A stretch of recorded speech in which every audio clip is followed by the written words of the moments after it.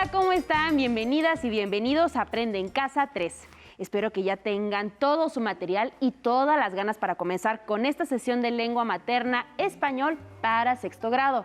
Y como siempre, acompañados de la profesora Gaby Rivas. Bienvenida, Gaby. María, qué gusto saludarte.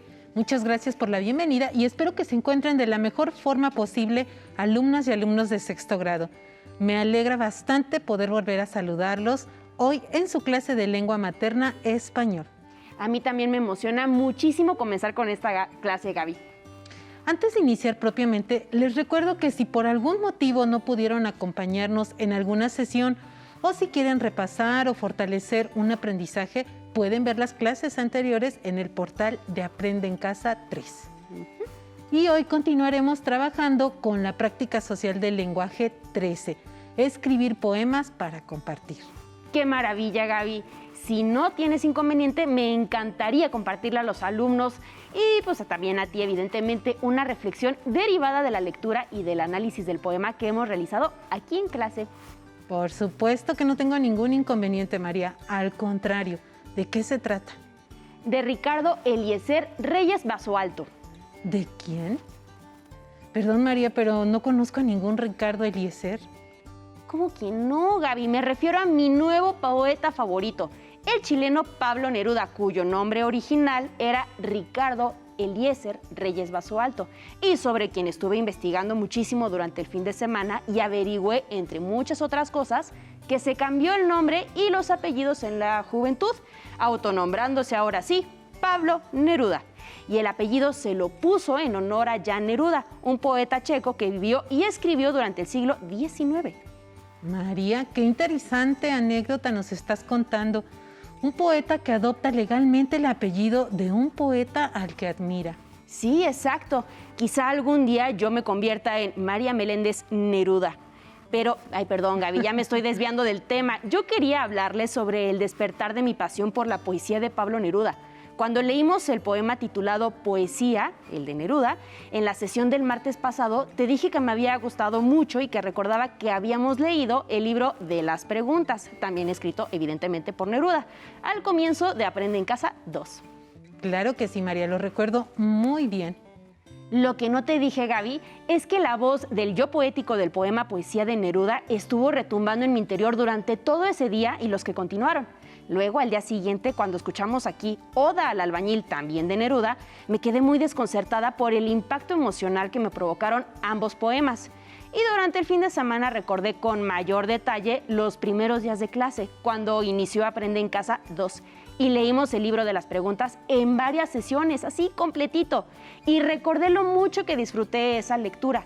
Esa fue mi primera impresión de Neruda y de esta clase, y creo que, como dicen, la primera impresión nunca se olvida. Y la importancia de esa experiencia inicial se la debo, ahora me doy cuenta, a la poesía de Neruda. De hecho, tú todavía no te integrabas a estas sesiones, Gaby, y nos acompañaba la maestra Gaby Silva. Ella fue quien comenzó la lectura y me emocioné muchísimo. Y lo primero que hice al volver a casa fue platicarle a mi hermana. Y juntas releímos esos versos. Y por cierto, le mando saludos a la maestra Gaby Silva.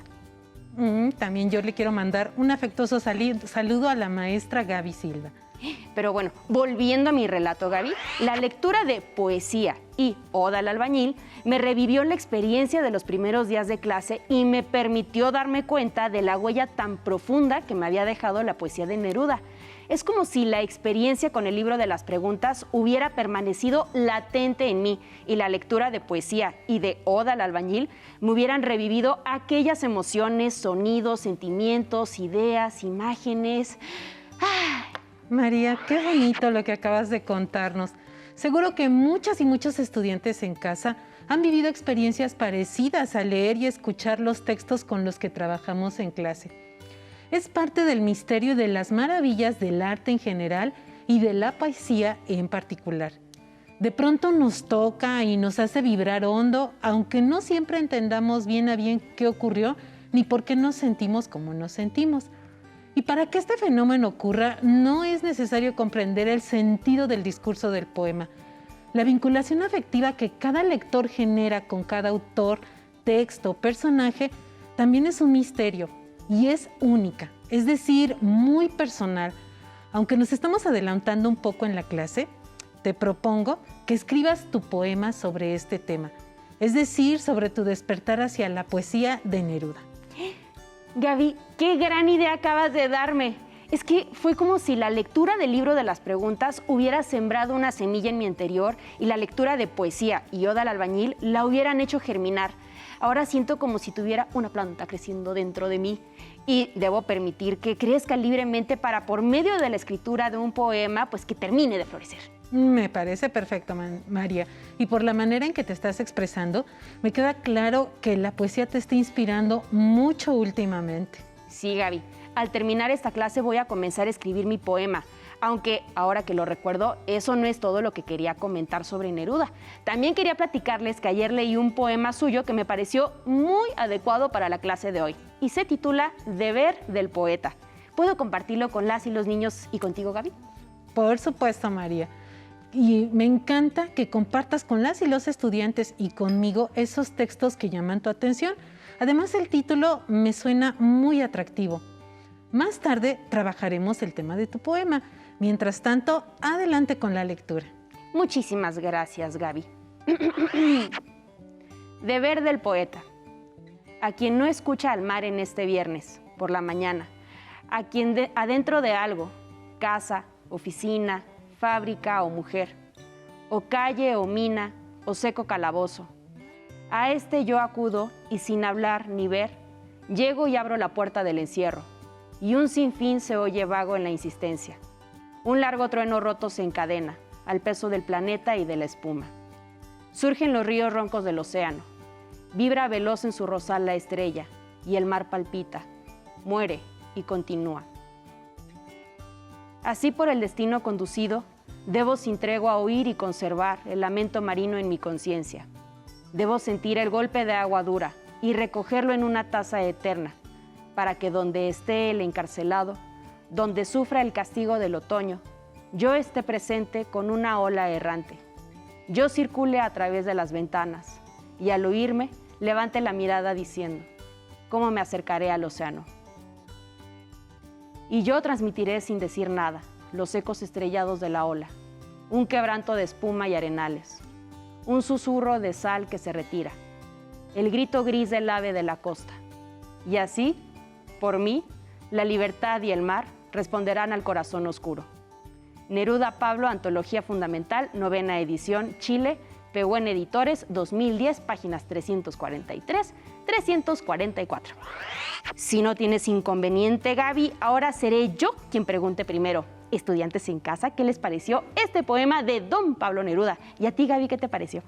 María, me resultó muy atractiva la forma en que el yo poético comienza sugiriendo, de forma un tanto impersonal, que una experiencia poética puede vivirse en cualquier momento y en cualquier circunstancia. A quien no escucha el mar en este viernes por la mañana, a quien dentro de algo, casa, oficina, fábrica o mujer, o calle, mina o seco calabozo. Sí, siempre y cuando se abra la puerta del encierro, gracias a lo cual florece la magia y surgen los ríos roncos del océano. Vibra veloz en su rosal la estrella y el mar palpita, muere y continúa. Tienes razón, María. Es un poema muy bello. ¿Quieres comentar algo más sobre él? Sí, quiero destacar la definición implícita de poesía que incluye, la cual coincide con la de Valéry, al menos en que parte del objetivo de la poesía es: y yo transmitiré sin decir nada los ecos estrellados de la ola, un quebranto de espuma y arenales, un susurro de sal que se retira, el grito gris del ave de la costa. María, no me había percatado de eso.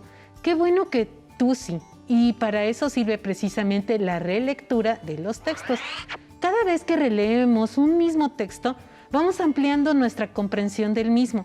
Y al hablar de comprensión, como lo hemos repetido varias veces, no hacemos referencia solo a la comprensión del sentido del discurso, sino también a lo emotivo y a lo sensitivo. Así es, Gaby. Ayer releí el poema no menos de 10 veces y a todo esto, Gaby, ¿cuál es el propósito de la sesión? Bien, María, qué bueno que lo preguntas. Analizaremos el contenido de un poema elegido, lo cual implicará, entre otras cosas, interpretar el lenguaje figurado e identificar algunas figuras retóricas. Luego, parafrasearemos el poema. Además, planificaremos la escritura de poemas, para lo cual determinaremos el tema y los sentimientos que deseamos plasmar. Asimismo, reflexionaremos sobre las palabras que utilizaremos en nuestras descripciones y sobre las figuras retóricas que emplearemos. Eso suena muy interesante. ¿Y qué materiales vamos a necesitar? Cuaderno, libro de texto de español, algo con que anotar y, de ser posible, un diccionario. Ah, ya los tenemos aquí listos. ¿Y qué texto literario vamos a leer? Vamos a leer un poema de otro miembro del grupo de los contemporáneos, Danza, del escritor tabasqueño Carlos Pellicer, quien nació en 1897 y falleció en 1977. Ay, Gaby, qué emoción. No recuerdo haber leído nada suyo en Aprende en Casa. Sin embargo, su nombre me resulta familiar por algún motivo. No sé. Quizá te suene familiar porque la semana pasada, en la sesión del miércoles, leímos el poema Se alegra el mar de José Gorostiza, el cual estaba dedicado a Carlos Pellicer precisamente. Ah, sí es cierto, ya me acordé. Estudiantes en casa, María, mientras leemos y escuchamos el poema de Carlos Pellicer, les pido que, fieles a la perspectiva de Paul Valéry, no solo centren su atención en el sentido del discurso, sino también en aspectos sensitivos como el ritmo y los sonidos. Además, traten de identificar el tema principal y las sensaciones, emociones y sentimientos que les sugieren. Y pues a disfrutar. ¿Me ayudas, María? Claro, Gaby. Dice así. La danza. Círculo y triángulo. Punto. Movimiento. La estatua. Liberada del vacío. Instante en llamarada o en rocío. Hoja que cae o grito en el cielo. Un pájaro tan claro de alimento. El equilibrio de un escalofrío. Las 1000 pausas continuas. Lo que es mío cuando nadie estoy. Deslumbramiento. Es hablar con el cuerpo. No está muda la música del cuerpo. Se desnuda la inmaterialidad de la materia. Estoy pensando en ti. En ti he aprendido que no hay tanta riqueza en mi miseria. Silencioso clamor de cielo herido. Fernández Guillermo, nota introductoria y selección. Carlos Pellicer, Poesía Moderna, segunda edición, México UNAM 2007, página 24. Gracias, María. Estudiantes en casa, María, ¿qué les pareció el poema? Me fascinó, Gaby. Me resultó muy visual. ¿Qué tipo de poema es? Yo sé. Es un soneto igual que los otros sonetos que hemos leído en esta clase y está compuesto de 14 versos repartidos en 4 estrofas. Las primeras 2 de 4 y las segundas de 3. Ah, y todos los versos son endecasílabos, es decir, tienen 11 sílabas. Muy bien, María. Ahora, antes de analizar con mayor profundidad este soneto, vamos a releerlo en voz alta para que tanto las y los estudiantes como nosotros ganemos profundidad en la comprensión del texto. La danza, círculo y triángulo, punto, movimiento, la estatua, liberada del vacío, instante en llamarada o en rocío, hoja que cae o grito en el cielo, un pájaro tan claro de alimento, el equilibrio de un escalofrío, las 1000 pausas continuas, lo que es mío cuando con nadie estoy, deslumbramiento.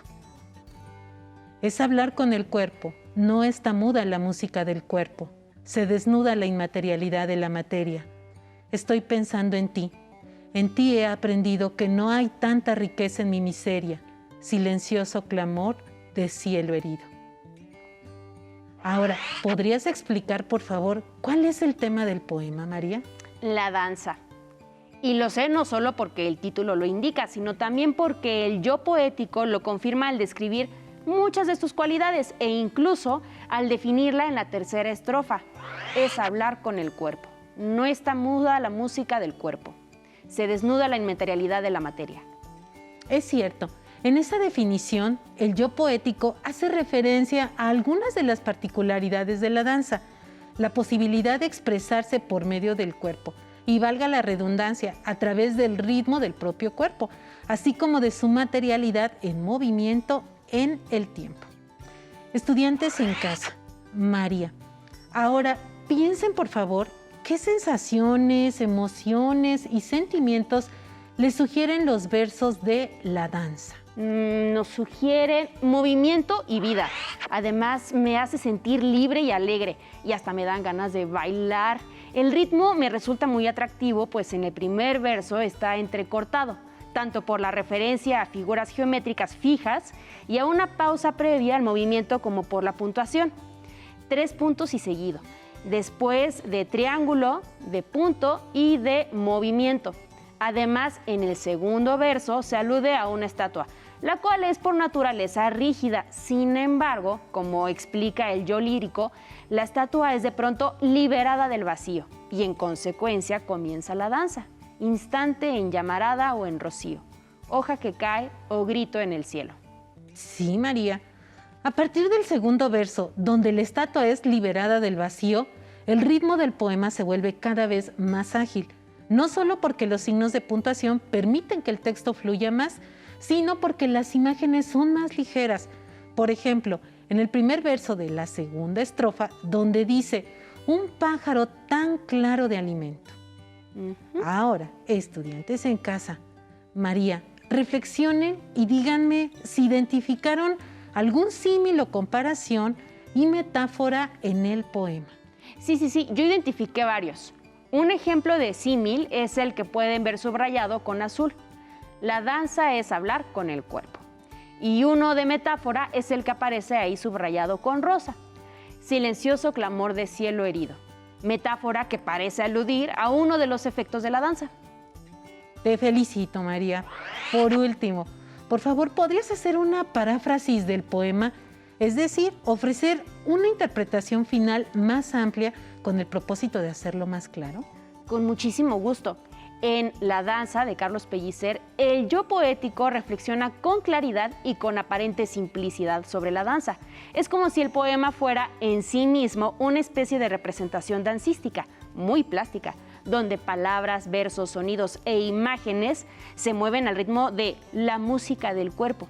Así, de acuerdo con el yo lírico, la danza se caracteriza, entre otras cosas, por su tendencia al movimiento, el cual también contiene pausas, las 1000 pausas continuas, por llevarse a cabo en el espacio y el tiempo, liberada del vacío, instante en llamarada o en rocío, y por necesitar de la materialidad del cuerpo para expresarse, pues la danza es, por un lado, hablar con el cuerpo, y por otro, la inmaterialidad de la materia. María, me gustó mucho tu paráfrasis del poema. Gracias, de verdad. Estudiantes en casa, ¿qué otros elementos agregarían? ¿Cómo redactarían ustedes su paráfrasis de La danza de Carlos Pellicer? Para reforzar sus aprendizajes relacionados con el análisis de poemas y con la identificación de metáforas y símiles, les sugiero que lean Para entonces, de Manuel Gutiérrez Nájera, que está en la página 167 de su libro de texto, y que analicen cada estrofa, identifiquen las metáforas y los símiles, y al final escriban una paráfrasis del poema en su cuaderno. Yo ya estoy aficionadísima al análisis de poemas, Gaby. Me alegra bastante escuchar eso, María. Ojalá que las y los niños en casa también recuerden que pueden leer poemas y analizarlos en cualquier momento, solos, acompañados, en voz alta, en silencio, como se les antoje. Y también escribirlos. Por ello, a continuación nos centraremos en la planificación de poemas, para lo cual comenzaremos por determinar el tema y los sentimientos que deseamos plasmar. Asimismo, reflexionaremos sobre las figuras retóricas y las palabras, es decir, adjetivos, adverbios y frases adverbiales que podríamos emplear para realizar nuestras descripciones. Entonces, Gaby, yo ya estoy lista. Me da mucho gusto, María, y para comenzar de manera formal la planeación de su poema, les pediré que determinen el tema basados en sus gustos e intereses. Elijan el tema que les resulte estimulante. Igual que María, quizá pueden partir de una experiencia poética previa. Opciones hay diversas. También podrían usar como punto de partida una imagen, un concepto, un recuerdo, un amor, una pasión, una persona que admiren, un objeto, un autorretrato, etcétera. El tema de mi poema será mi despertar ante la poesía. Aún no estoy segura de centrarme solamente en la poesía de Neruda, que es mi favorita hasta ahora. Siento un poco de culpa con los miembros de los contemporáneos, con Alichu Macero, con Paul Valéry, pues sus textos también me han fascinado y por eso quizá también los mencione. La verdad es que no estoy segura todavía. No te preocupes, María, me parece muy bien que abras el tema de tu poema. Y pues entre otras cosas, al hablar de un fenómeno más general como el despertar de una persona hacia la poesía, es probable que el lector tenga mayores posibilidades de sentirse identificado con lo que lee y en consecuencia de ser tocado por el poema. Estudiantes en casa, María, luego de determinar el tema de su poema, sientan y piensen qué emociones y o sentimientos desean expresar, los cuales obviamente deben guardar relación con el tema. A mí me gustaría expresar aquello que los poemas me hicieron sentir. Me hicieron sentir sorpresa, fascinación, placer, alegría, admiración. Ese es un buen punto de partida, María, y es importante que te des tiempo para sentir y pensar tu respuesta. Estudiantes en casa, les sugiero que se abismen y que respondan esta pregunta en un momento de tranquilidad, de soledad, con calma, ya que hayan ganado claridad sobre el tema y las emociones y sentimientos de su poema, reflexionen sobre las palabras que podrían servirles para realizar las descripciones. Les sugiero que primero enlisten todas las palabras que vengan a su cabeza, identifiquen después los adjetivos, adverbios y frases adverbiales. Como hemos estudiado en múltiples ocasiones en este grado y en los anteriores, esas clases de palabras les serán útiles para realizar descripciones y para la escritura de su poema. Pueden recurrir también al resto de palabras que hayan enlistado. Algunas palabras que podrían servirme para realizar las descripciones en mi poema son sorpresivo, súbitamente, lejos, ayer, hoy, placentero, al instante, hondo, ni más ni menos. Son las que se me ocurren ahora. Necesitaré más tiempo para pensar en ellas. Pienso también utilizar mi diccionario. Y también sugiero que, de ser posible, empleen un diccionario de sinónimos, es decir, palabras con el mismo significado o muy similar. O de antónimos, es decir, palabras con significado contrario. En internet hay varios gratuitos por si los quieren ver. Qué bueno que hagas aquí esa clase de recomendaciones, María. Muchísimas gracias. Estudiantes en casa, el último paso antes de comenzar a escribir de manera formal su poema es que piensen qué figuras retóricas podrían emplear para expresar con mayor efectividad y profundidad sus sentimientos, emociones e ideas. Si lo recuerdan, en otros grados hemos estudiado diversas figuras retóricas y en particular en la clase del martes pasado explicamos de forma extensa la comparación o símil, metáfora, anáfora, aliteración y personificación. Me acuerdo perfecto. Y recuerdo también que las figuras retóricas pueden resultarnos útiles para, entre otras cosas, dotar de mayor expresividad nuestros textos, pues como hemos visto en nuestros análisis de poesía, permiten evocar, enfatizar sensaciones, sonidos, emociones, sentimientos e ideas particulares. Por ejemplo, en mi poema, cuando el yo poético hable de la poesía, podría incluir un símil con tan estruendosa como la H y una metáfora como la que empleé en mi definición tentativa de poesía, la que elaboré el lunes de la semana pasada. Poesía es ausencia y presencia simultánea de silencio. Antes de concluir, como ya es nuestra costumbre, ¿podrías, por favor, realizar la recapitulación final, María? Por supuesto que sí. Primero leímos el poema Deber del poeta de Pablo Neruda y reflexionamos brevemente sobre algunas ideas relacionadas con la poesía misma. Después leímos La danza de Carlos Pellicer, la que nos llevó a interpretar el lenguaje figurado e identificar algunas figuras retóricas, símil y metáfora. Luego parafraseamos el poema. También planificamos la escritura de un poema propio, para lo cual, entre otras cosas, determinamos el tema y los sentimientos que deseamos plasmar y reflexionamos sobre las figuras retóricas y las palabras, adjetivos, adverbios, frases adverbiales que podríamos emplear para realizar nuestras descripciones. Muy buena recapitulación, como siempre. Muchísimas gracias, María. Muchas gracias a ti, Gaby, y hasta mañana. Nos vemos muy pronto aquí. Hasta mañana. Si te es posible, consulta otros libros y comenta el tema de hoy con tu familia. Si tienes la fortuna de hablar una lengua indígena, aprovecha este momento para practicarla y platica con tu familia en tu lengua materna. Por hoy hemos terminado con análisis y planificación de la escritura de poemas de lengua materna español de 6º grado. Y espero que lo hayan disfrutado tanto como la maestra Gaby y yo. A continuación, historia.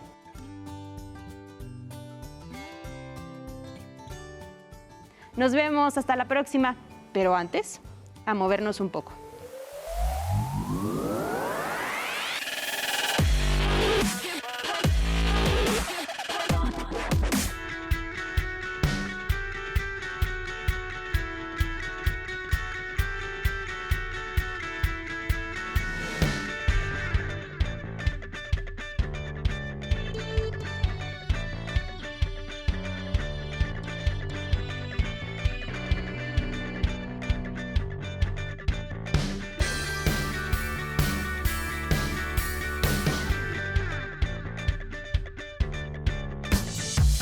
Si no tienes el libro de texto o necesitas ayuda para responder las preguntas, contáctanos. Para apoyo pedagógico, hay maestras y maestros de lunes a viernes de 8 a 20 horas en el teléfono 55 41 72 04 13, con 100 líneas. También puedes encontrar los libros de texto en la página conalitec.cep.gov.mx. Si quieres volver a ver los programas de Aprende en Casa, los puedes encontrar en la siguiente liga: aprendeencasa.cep.gov.mx. ¡Nos vemos!